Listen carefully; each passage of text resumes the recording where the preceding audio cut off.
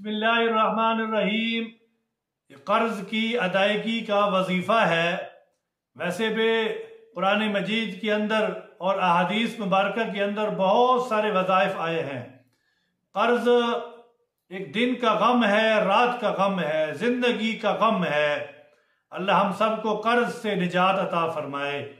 कर्ज अव्वल तो ये है कि लेना ही नहीं चाहिए। अगर ज़रूरत पड़ जाए कि ज़िंदगी के अंदर ऐसी ज़रूरत है कि हमारी हाजत पूरी नहीं होगी, तो फिर कर्ज सुन्नत समझ कर लेना चाहिए। तो ये कर्ज का वजीफ़ा है।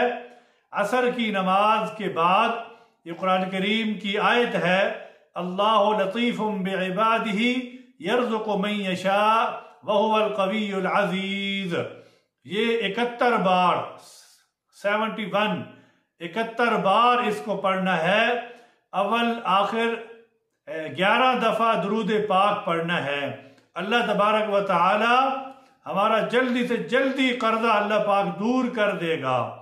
कुरान करीम एक पूरा वजीफ़ा भी है और इंसान की ज़िंदगी का भी एक चलने के लिए आसानी अल्लाह पाक ने कर दी है कुरान के ज़रिए से। और कुरान के जो वज़ाइफ हैं वो हमें करने चाहिए। तो ये एक बेहतरीन वजीफ़ा है कर्ज की अदायगी का।